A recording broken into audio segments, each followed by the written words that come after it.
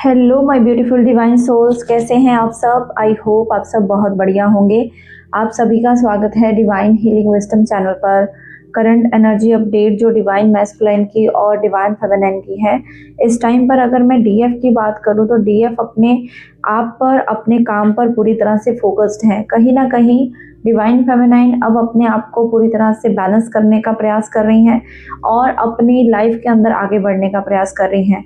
जो भी चीज़ें अभी उनको बॉदर नहीं कर रही हैं वो है डीएम की चुप्पी। सबसे पहले जैसे डीएम चुप हो जाते थे, साइलेंट में रहते थे, तो डीएफ बहुत ज़्यादा परेशान हो जाती थी। डीएफ सोचती थी कि ये कब बात करेंगे या कब मेरे से अपनी फीलिंग्स को एक्सप्रेस करेंगे या ये अंडरस्टैंड कब करेंगे। तो कहीं ना कहीं आप अब अपने आप पर काम कर रही हैं। कहीं ना कहीं मैं आपको बैलेंस स्टेट में देख रही हूँ।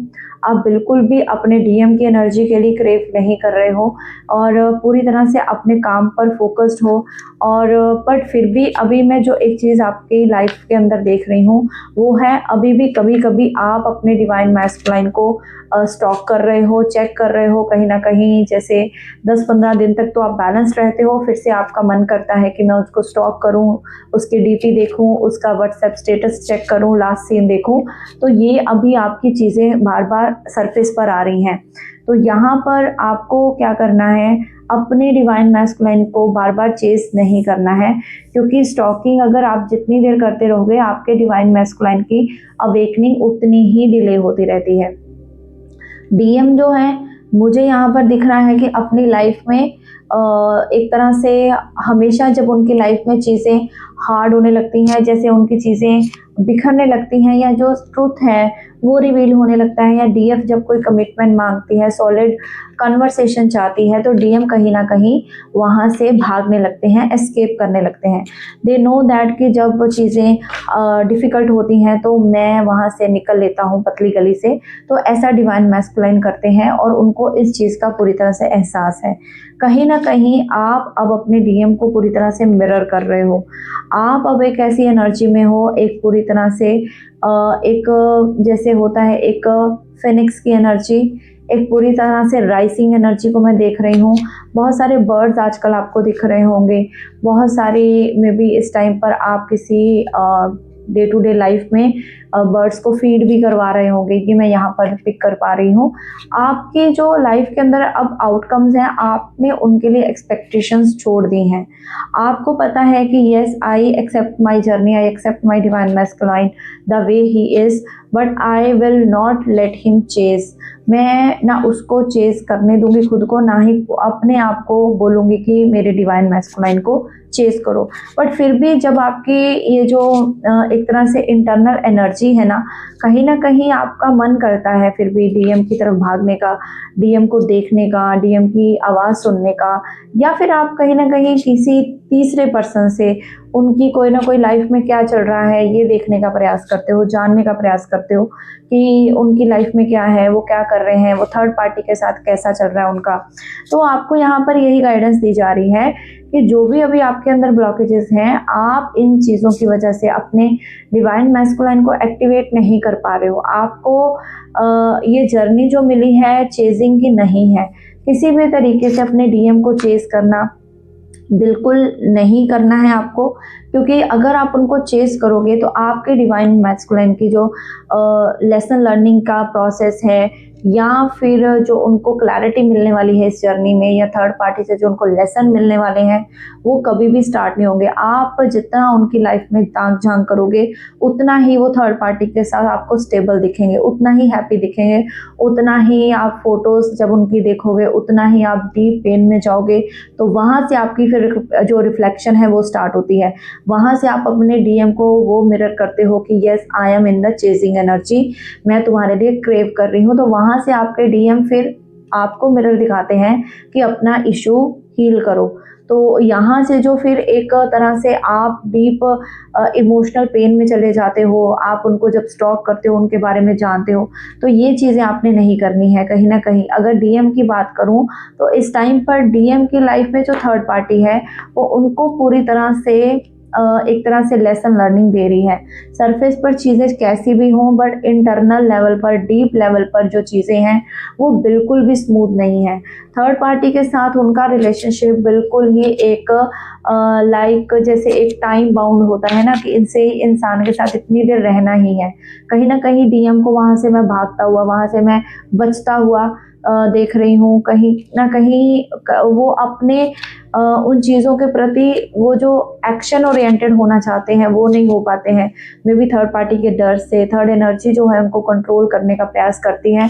कहीं ना कहीं नहीं चाहती है कि आप दोनों एक हों। डीएम और डीएफ की जो एनर्जी है वो वननेस में आए, बट वो उनको ये शो करती है कि येस वी आर इंसेपरेबल, हम दोनों जो हैं वो एक दूसरे के लिए बने हैं। ऐसा डीएम जो थर्ड पार्टी एनर्जी है वो कई बार प्रिटेंड करती है।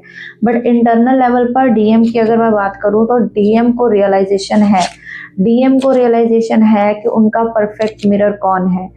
जो आप अब बैलेंस हुए हो अपनी जर्नी पर, बट फिर भी कभी कभी आप थोड़ा सा गड़बड़ा जाते हो, बट फिर भी आपके डीएम को आपके उस बैलेंस की नॉलेज है कि आप कुछ तो कर रहे हो, कुछ तो ऐसी चीज़ें परफॉर्म कर रहे हो जिसकी वजह से अब आप बैलेंस होते जा रहे हो। अब उनको इतना ज़्यादा सामने से चेज नहीं करते, कॉलिंग मैसेजिंग ये नहीं करते, बस आप जो है इस टाइम पर गॉसिपिंग के द्वारा दूसरों से पता करवाते हो। बट ये आपके लिए एनर्जी है डीएफ। बट डीएम को ये पता है कि अब आप उनको फिजिकली चेज नहीं कर रहे हो, आप अपने आप में बैलेंस करना सीख चुके हो, और उसकी वजह से एब्सेंस को आपकी को फील करते हैं। डेफिनेटली उस जो थर्ड पार्टी की जो एनर्जी है वो बहुत ही ज़्यादा उनके साथ डिसऑनेस्ट है, कहीं ना कहीं झूठ बोल रही है, कहीं ना कहीं उनको झूठे वादे दिखा रही है, कहीं ना कहीं झूठी चीज़ों को लेकर आगे बढ़ रही है कि yes we are one and whatever. जो भी थर्ड एनर्जी है हम उसके बारे में इतनी बात नहीं करेंगे, क्योंकि थर्ड एनर्जी भी डीएम को लेसन लर्न करना ही सिखाती है।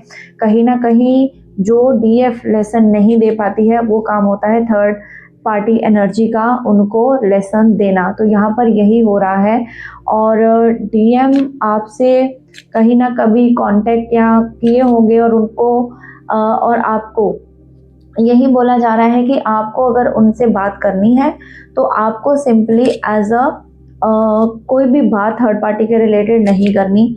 सिंपली आप न्यूट्रल होकर बात करिए, और अपने डीएम को अपनी तरफ से कोई भी ऑब्सेशन आप नहीं दिखाएंगे कि yes I am craving for you, yes I need you. तो ये जो एनर्जी इस टाइम पर निकल कर आई है आपके डीएम की, डीएम को डीप क्लेंजिंग करने दीजिए।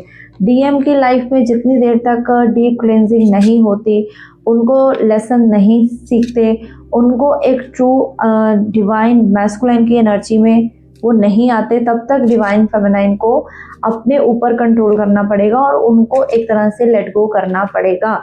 यहाँ पर लेट गो का मतलब ये नहीं है कि अब आप सोचो कि हाँ अच्छा मैं मतलब उसको नहीं देखूंगी तो क्या वो हमेशा के लिए मेरे दूर हो जाएगा, मेरे से हमेशा के लिए हम दोनों का कनेक्शन क्या ख़त्म हो जाएगा। तो ऐसा बिल्कुल नहीं है। आपका काउंटर पार्ट आप ही का है, तो इस टाइम पर जब आपको सबोटैच करने के लिए बोला जाता है तो that is only for the purpose कि आप अपनी एनर्जीज को फिर से गैदर कर पाओ।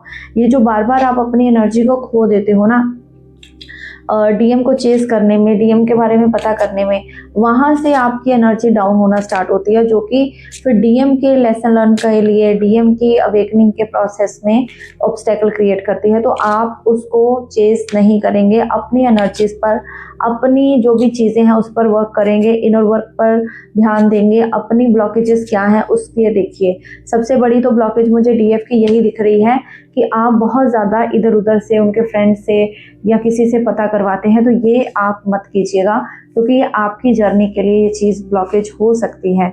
और आपके डीएम की डीएनए लेवल पर अब क्लेंजिंग चलेगी, क्योंकि डीएम को जो भी चीज़ें अब इनर लेवल पर ही हील करनी पड़ेंगी। जैसे डिवाइन फेमिनाइन की डीएनए अब पूरी तरह से रिपेयर और अपग्रेड हो चुका है, वैसे ही डिवाइन मैस्कुलाइन का भी डीएनए पूरी तरह से अपग्रेड होने वाला है। कहीं ना कहीं उनकी सैक्रल चक्रा पर बहुत हैवीली काम होगा। जितना ज़्यादा यहाँ पर जो 7 नंबर की एनर्जी यही शो कर रही है कि जितना ज़्यादा आपके डीएम इस टाइम पर अपने आप को स्पिरिचुअलिटी में भी लेकर जा सकते हैं, और जितना जाएंगे उतना ही उनके लिए अच्छा होगा। अदरवाइज उनके लाइफ के अंदर बहुत सारी ब्लॉकेजेस क्रिएट हो सकती हैं, क्योंकि जब तक डिवाइन मैस्कुलाइन अपनी पावर में नहीं आते तब तक उनकी लाइफ में फिर डिवाइन गॉड का जब एक तरह से न्याय होता है ना, एक तरह से जस्टिस परफॉर्म होता है, तो डेफिनेटली फिर क्या होता है, फिर डिवाइन मैस्कुलाइन की लाइफ में सारी चीज़ों की रिलेशनशिप्स, उनके पेरेंट्स, उनकी जॉब, सारी चीज़ों में जो भी है दिक्कतें आना स्टार्ट हो जाती हैं।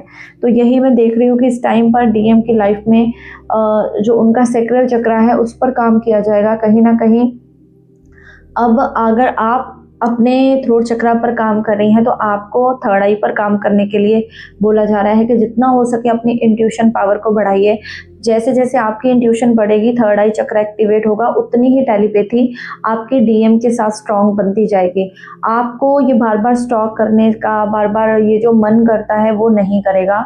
और अगर आपकी टेलीपैथी नहीं स्ट्रॉन्ग हो रही है तो डेफिनेटली वो एक फॉल्स ट्विन है। अगर अभी तक आप उसको काफ़ी सालों से चेज ही करते जा रहे हो तो उसको सिर्फ आप एक कैटलिस्ट समझिए, वो नहीं है आपका ट्विन, तो उसको लेट गो कीजिए और एक बॉन्डेज की तरह इस जर्नी पर मत रहिए, क्योंकि ये जर्नी सोल असेंशन की जर्नी है। और आप अगर बहुत सालों से भी कितना इनर वर्क कर रहे हो और आपका इनर वर्क आपके डीएम को चेंज नहीं कर पाया है, या फिर आपको कोई ऐसा साइन सिम्टम्स डिवाइन की तरफ से नहीं मिला है, डिवाइन गाइडेंस नहीं मिली है, तो एक बार कंफर्म करवाइए कि आप ट्विन जर्नी में हो, या आप जिससे डील कर रहे हो वो आपका ट्रू काउंटर पार्ट है भी या नहीं, या आप कहीं किसी कार्मिक से तो नहीं डील कर रहे, या आप किसी फॉल्स ट्विन से तो नहीं आपकी अवेकनिंग हुई और आप इसी में चक्करों में फंसे फंसे फंसे आगे चलते जा रहे हो। तो डिवाइन की जो जर्नी है, ये जो प्रोसेस है ट्विन जर्नी का, ये बहुत ही डिफरेंट वे में चलता है। इसमें हर तरह की हीलिंग रहती है, हर तरह का जनरेशनल कर्स को रिमूव करना पड़ता है। हमारी लाइफ में बहुत सारी ब्लॉकेज आ जाती हैं, तो जैसे जैसे डीएफ हील करने लगती है तो ऑटोमेटिकली वो सारी ब्लॉकेजेस हटना शुरू होती हैं और वो एक तरह से डिवाइन फेमिनाइन एक ट्रू डिवाइन शक्ति बनती है जब, तो उसकी लाइफ में सब कुछ चीज़ें वापस आने लगती हैं। तो this is the process of the journey. तो इसको पहले कंफर्म कीजिए और फिर इसके आगे कोई डिसीजन लीजिए। तो ये आपकी आज की चैनलिंग थी। Thank you so much. God bless you all.